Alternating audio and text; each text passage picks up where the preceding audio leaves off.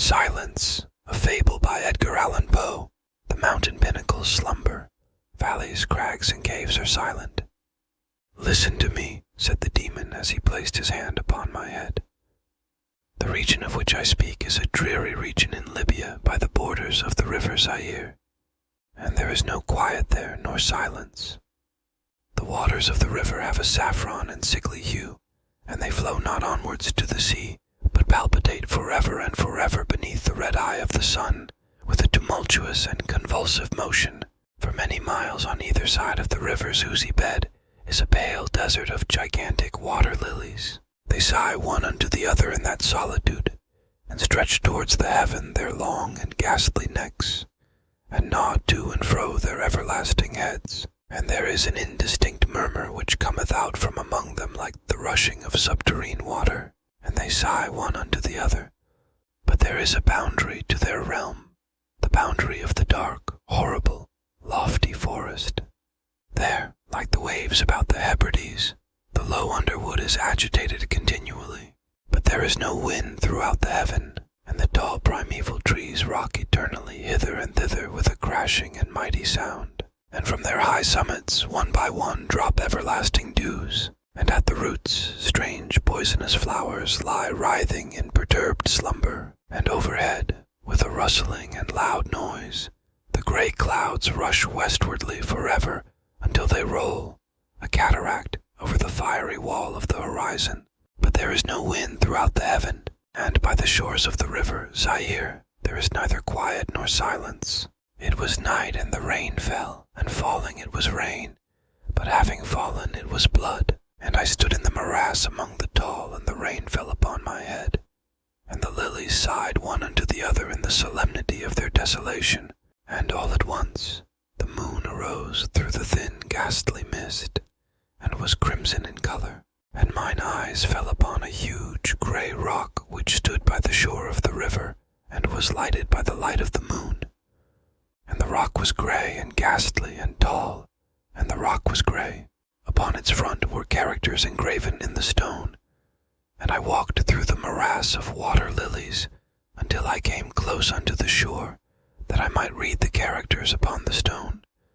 But I could not decipher them, and I was going back into the morass, when the moon shone with a fuller red, and I turned and looked again upon the rock and upon the characters, and the characters were desolation.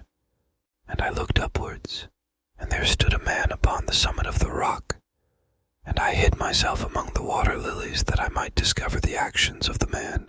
And the man was tall and stately in form, and was wrapped up from his shoulders to his feet in the toga of old Rome, and the outlines of his figure were indistinct, but his features were the features of a deity. For the mantle of the night, and of the mist, and of the moon, and of the dew had left uncovered the features of his face, and his brow was lofty with thought, and his eye wild with care, and in the few furrows upon his cheek I read the fables of sorrow and weariness and disgust with mankind, and a longing after solitude. And the man sat upon the rock, and leaned his head upon his hand, and looked out upon the desolation. He looked down into the low unquiet shrubbery, and up into the tall primeval trees, and up higher at the rustling heaven, and into the crimson moon. And I lay close within shelter of the lilies, and observed the actions of the man. And the man trembled in the solitude. But the night waned, and he sat upon the rock. And the man turned his attention from the heaven, and looked out upon the dreary river Zaire, and upon the yellow ghastly waters, and upon the pale legions of the water lilies. And the man listened to the sighs of the water lilies, and to the murmur that came up from among them. And I lay close within my covert and observed the actions of the man, and the man trembled in the solitude.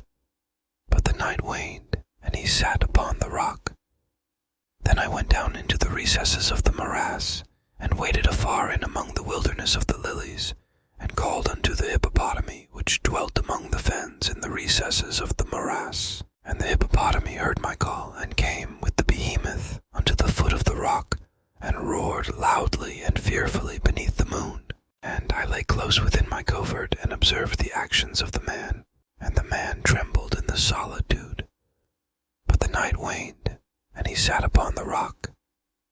Then I cursed the elements with the curse of tumult, and a frightful tempest gathered in the heaven where, before, there had been no wind, and the heaven became livid with the violence of the tempest, and the rain beat upon the head of the man, and the floods of the river came down, and the river was tormented into foam, and the water lilies shrieked within their beds, and the forest crumbled before the wind, and the thunder rolled, and the lightning fell, and the rock rocked to its foundation.